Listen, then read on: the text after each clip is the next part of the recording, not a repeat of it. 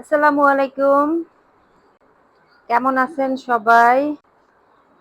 চলে আসলাম নতুন একটা ব্লগ নিয়ে।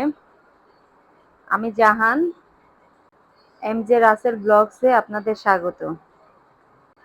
এখন সেহরি টাইম। তো উঠছি, আমি আর আমার ছেলে উঠছি। এই যে সেই গরুর মাংস রান্না করা আছে আর একটু কাচকি মাছ রান্না করা আগের ছিল, সেটাকে বের করে ফেলছি কারণ ২ জন মানুষের খাওয়া এতটুকুই চলবে। খেয়ে দিয়ে নামাজ পড়ে ফজর নামাজ পড়ে ঘুম দিব। ঘুম থেকে উঠছি, উঠে ঘরটা পুরোটা ঝাড়ু দিচ্ছি, এদিকে মশারি ভিজিয়ে রাখছি, আজকে ঘরটা ক্লিন করব। তো ভাবলাম যে হালিম রান্না করবো যেহেতু আজকে ইফতারিতে, তো মাংসটা ভিজিয়ে রেখে যাই। আর এমনিতেও যত দেরি করবো তত তাড়াতাড়ি আর হবে না কাজ, দেরিই হবে কাজ। সেই জন্য ভাবলাম যে আগে মাংসটাই ভিজিয়ে দিয়ে যাই ঘরটা মুছতে যাওয়ার আগে। এদিকে ভিজতে থাকবে, আমার ওদিকে কাজগুলাও হয়ে যাবে। এখানে মাথার মাংস নিয়েছিলাম গত মাসে, একটা গোটা মাথায় নিয়েছিলাম। তো মানে ৩ ভাগের ১ ভাগ ক্লিয়ার করে রেখে দিয়েছিলাম আর বাকি ২ ভাগ উঠায় রাখছি, ওগুলো ক্লিন করি নাই। তো সেই মাথাটাই এখন ভিজাই মানে মাথার মাংসটাই ভিজাইলাম। আর এদিকে পানি নিতে আসছি ঘরটা মানে মুছবো বলে। আমি তো ঘর হাতেই মুছি। আমার যেহেতু কাজের মানুষ নাই, সেহেতু আমারটা আমিই করি। আর রেগুলার মুছি না, আমি সপ্তাহে ১ দিন মুছলেই হয়। বারান্দায় গাছগুলাতে পানি দিছিলাম, তো নিচে পানি পড়ছে, সেটা একদম পুরো বাথরুম কাদা কাদা হয়ে গেছে। তো যাই হোক, ঘরটা মুছে ফেলি। ঘর মুছে গোসল টোসল করে তারপরে আবার যাব রান্নাঘরে। দেখেন, যত তাড়াতাড়ি করতে যায় না কাজ, তারপরেও লেট হয়ে যায়। গোসল করে আর তো এখন তো দুপুরের খাওয়া নাই, তারপরেও লেট। ঘর মুছতে গেলে না আমার খুব হয়রান লাগে। মনে হয় যে একটা গ্রাম মুছতে গেছি। মানে ঘর তো না, ছোটখাটো একটা গ্রাম মুছে আসছে।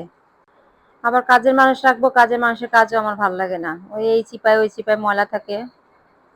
তো যাই হোক, এখন এই তো ৪টার দিকে চলে আসছি চুলার কাছে। এসে ভাবলাম যে হালিমটা বসায় দিই, হালিমটা হইতে যেহেতু দেরি লাগবে। আজকে শুধু হালিম রান্না করে দিব আর কয়েক পিস ডিমের চপ ভেজে দিলেই হয়ে যাবে। আজকে অবশ্য ছেলেকে নিয়ে ছাদে যাওয়া নাই ঘুড়ি উড়াইতে। কালকে ওই শয়তানের পাল্লায় পড়ার পরে আর মেজাজটাই কেমন হয়ে গেছে, আর বলছি আজকে যাওয়ার দরকার নেই। আমরা আবার যেদিন উঠি না ছাদে, সেদিন তারা উঠে না। আমরা উঠলে আমাদের ঘুড়ি কেটে তারপর সেই ঘুড়ি দিয়ে ওরা ঘুড়ি উড়ায়। এই হচ্ছে মানুষের মন মানসিকতা। আমি এখানে মানে হালিমের যে মশলাটা একটু হালকা রেখে দিলাম। ওইটা হালিম যখন শেষ মানে হবে হওয়ার দিকে, ঠিক মানে নামানোর ঠিক ৫ মিনিট আগে, মানে ৫ মিনিটও না, ২-৩ মিনিট আগে ওইটা দিয়ে দিব। ওইটা দিলে না আমার কাছে অন্যরকম একটা ঘ্রাণ লাগে।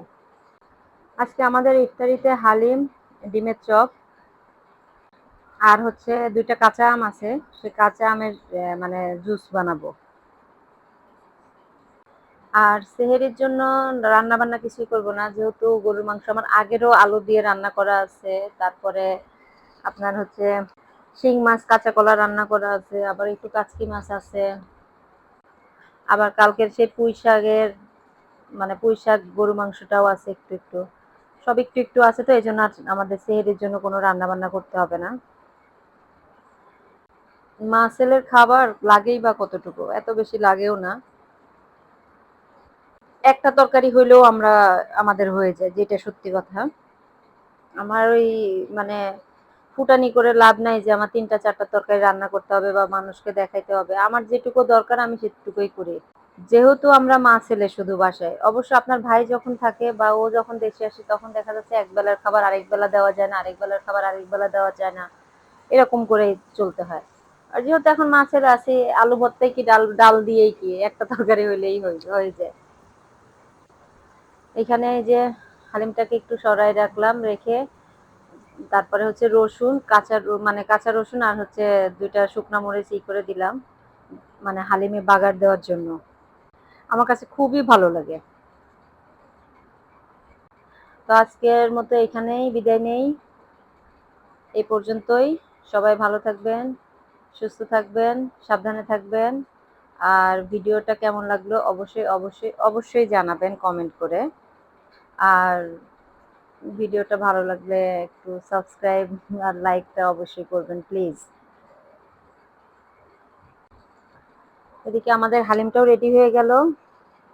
ইফতারির জন্য আর মাত্র আছে অল্প একটু সময় আছে। আমি এদিকে সব ইফতারির যা যা লাগে সেগুলো গুছায় ফেললাম। আমি দোয়া করি সবার রোজা যেন ভালোভাবে কাটে, সবাই সুস্থ থাকেন।